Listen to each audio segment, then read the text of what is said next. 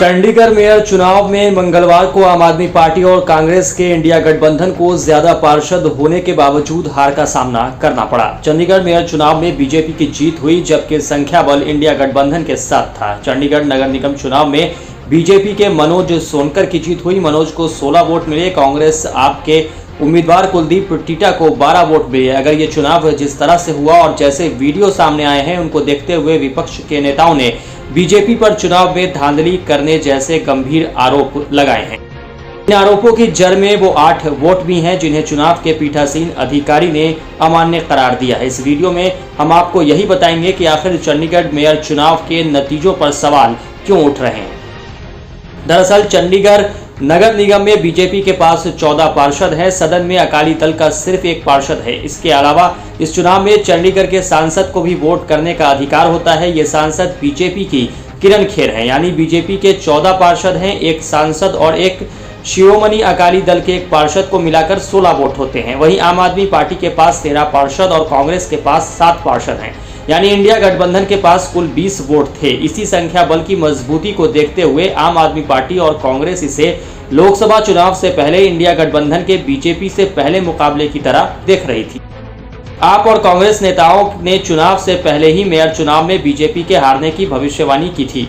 ऐसे में जब मेयर चुनाव के नतीजे आए तो इससे सदन के बाहर भी हंगामा हुआ और सदन के भीतर भी विवाद हुआ। चुनाव प्रक्रिया के दौरान के जो वीडियो सामने आए हैं उनमें देखा जा सकता है कि पीठासीन अधिकारी मतपत्रों पर हस्ताक्षर करते या कुछ लिखते हुए दिखाई दे रहे हैं।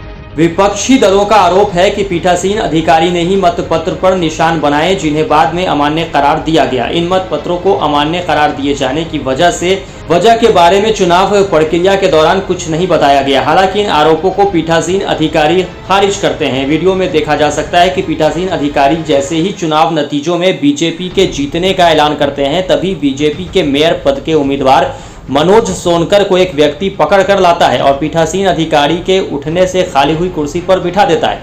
बीजेपी जीत का दावा करते हुए जश्न मनाना शुरू करती है। वहां खड़े आप कांग्रेस के पार्षद इसका विरोध करते हैं, जिसके बाद एक व्यक्ति बैलेट पेपर यानी मत पत्र को पीठासीन अधिकारी की मेज से उठाकर ले जाने लगता है। पीठासीन अधिकारी इन पेपर्स को वापस देने के लिए कहते हैं। संभवतः बीजेपी पक्ष के कुछ लोग जो मनोज सोनकर के जीतने पर उत्साह में नजर आ रहे थे और पुलिस के मार्शल बैलेट पेपर को उठाकर ले जाने वाले व्यक्ति के ऊपर लगभग कूद पड़ते हैं। इन मत पत्रों को छीना जाता है और ये मत पत्र पीठासीन अधिकारी को दे दिए जाते हैं। पीठासीन अधिकारी इन मत पत्रों को लेकर मौके वाली जगह से तेजी से बाहर निकल जाते हैं।